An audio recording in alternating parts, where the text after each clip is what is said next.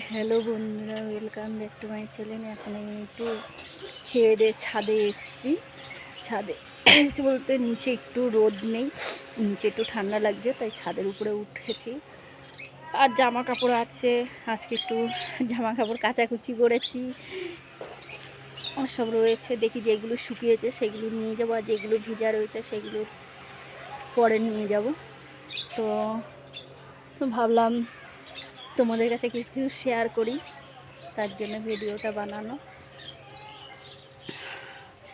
আর সত্যি কথা বলতে আজকে একটু রোদ নেই, মেঘলা মেঘলা আছে, তার মধ্যে অনেক কাচাকুচি করেছি। আজকে সংসারে অনেক কাজ ছিল, অনেক কাজবাজ করেছি বলতে আজকে ঘরেরই অনেক কাজবাজ করেছি, গুছানো টুছানো দিয়ে আর কি।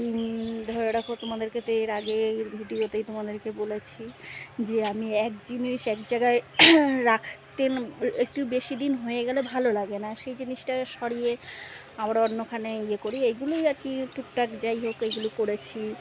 তারপরে অনেক কেচেছি জামা কাপড় কেচে, তারপরে জানো তো সংসারের যা কাজ থাকে এগুলো করতে হয়েছে, এইগুলো করে টোরে।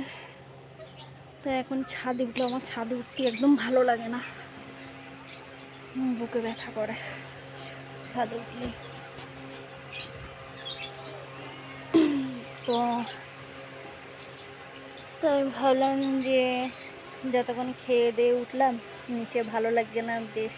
জানোই তো শীতকালে মনে হয় যেন কোথায় একটু রোদ আছে, তো নিচে একটু রোদ নেই। ভাবলাম রোদ কোথায়, নিচে যতক্ষণ রোদ নেই তাহলে ছাদে একটু রোদ আছে, তো ছাদের জন্য উঠলাম। নাহলে পরে উঠলেও হতো, বিকালবেলার দিকে ধরে রাখো যদি উঠতাম তো একবারে জামা কাপড়গুলো নিয়ে যেতে পারতাম, বারবার আমাকে উঠতে হতো না।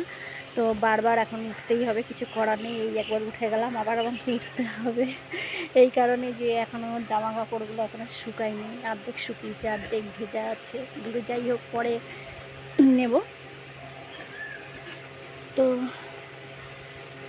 বেশি রোদও ভালো লাগে না, কি বলো তো, বেশি রোদের ইয়েটা নেই, কিন্তু রোদের একটা তাপ রয়েছে, সেরকমও রোদ নেই, কিন্তু রোদের তাপটা যে রয়েছে ওটা একটু গায়ে লাগছে।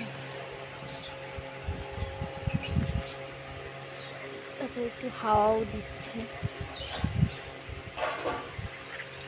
তো আর কি বলবো তোমাদেরকে, আর বলার কিছু নেই, আর দেখানোরও কিছু নেই। যাই হোক, ভিডিওটা এইটুকুনি। যদি ভালো লাগে লাইক কমেন্ট শেয়ার সাবস্ক্রাইব করে দিও, আমার পাশে থেকো, তোমরাও সুস্থ থেকো।